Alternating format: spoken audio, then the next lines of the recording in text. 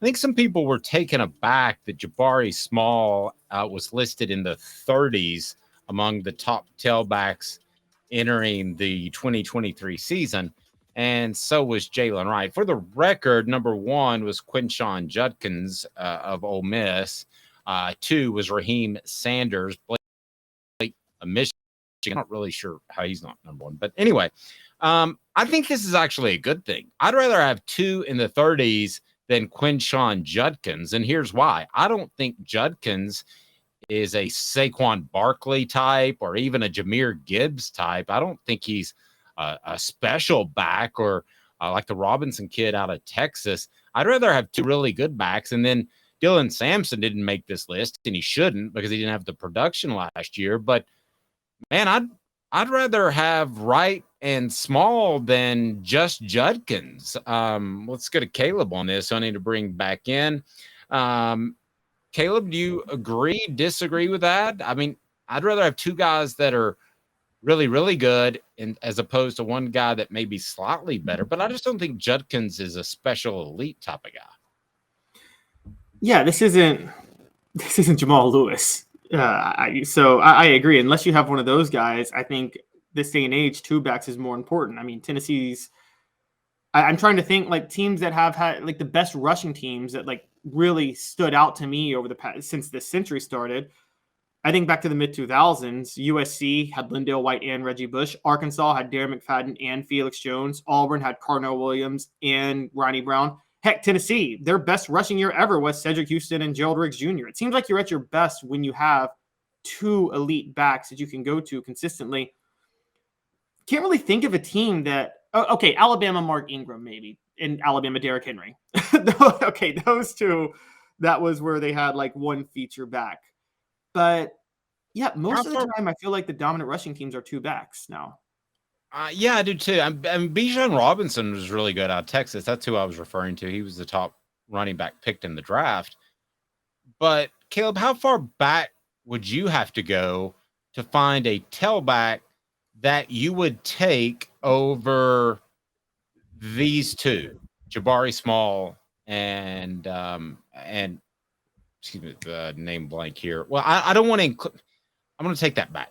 I don't want to include Dylan Sampson in this. I don't want to say all three, but I want to. Who would you take? How far back would you have to go to take somebody? One Tennessee tailback over Jabari Small or Jalen Wright. How far back? One. Not. I mean, you're talking about with Tennessee, not just schools in general, right? Yes, you have to trade those two guys in our theoretical fantasy football for just one running back that Tennessee's had. I mean, obviously, if you went back, you could go Reggie Cobb, Chuck Webb, but I don't think you have to go that far back. And I'm curious to see if we have the same answer here. I mean, I got to go. I don't go that far back at all. I still go Alvin Kamara. I would too. The way he balled out at Tennessee. Yeah. No question.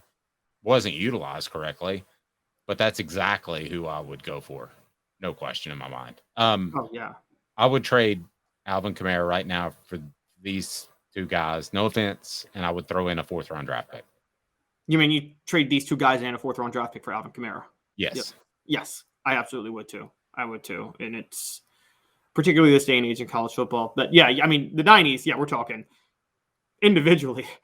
Gosh, Tennessee, we talk about wide receiver U, but their run of running backs from, I mean, you would start with Johnny Jones all the way through Travis Stevens.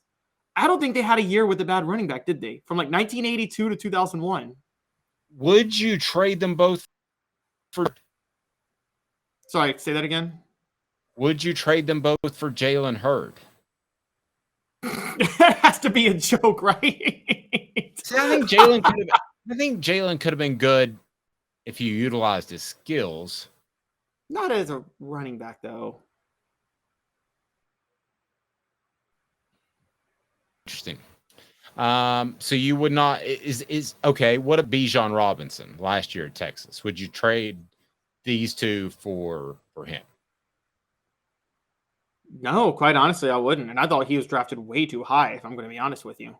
So that's, I mean, let's remember this was Big 12 defenses he was going against last year, and Big 12 defenses are like what Pac-10 defenses were when Reggie Bush was putting up all those yards against them. So I think he was overrated. Texas went like 8-5 with a transfer running back. Okay, Travis Stevens. No, I wouldn't say on the message board. That was a good one. I wouldn't either, Robert. I think that's a good one. The reason I wouldn't is because I think you have one guy, Dylan Sampson, that could do that sort of thing, and they had a very good offensive line, as Caleb has pointed out. I wouldn't trade him for. Now I would take these two instead of Travis Stevens, and I do not mean that as a shot. I think if you had that type of offense that was so prolific at receiving, good quarterback, and you're spreading it out essentially, I think that Dylan Sampson could do a similar type of thing that Travis Stevens did in that particular year. So, and by the way, let's not forget, not just the offensive line. You couldn't cheat any linebackers up against that Tennessee offense either, because you had to worry about Kelly Washington and Dante Stallworth on either side of the field. And I mean, like, that created a lot more holes for Travis Stevens, quite honestly, because Tennessee, that was probably one of the best 1-2 punches I've ever seen at receiver. Washington, what about running backs as a whole in college football? Would you have to go back to Saquon Barkley? I feel like I'm missing somebody. But to me, Barkley's been the last running back.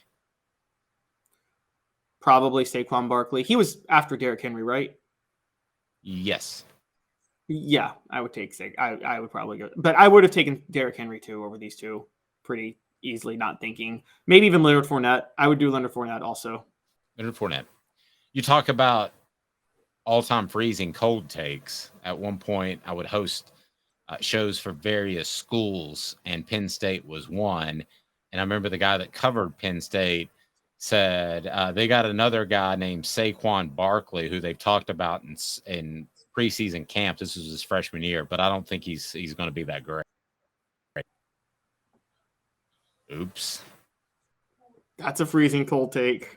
I mean, I've made some boo-boos, but I don't think I've ever swung and missed that bad. Yeah. I really don't think I've ever swung and missed that bad. And like the next game, it only took like 5 days. The next game he had like 210 yards.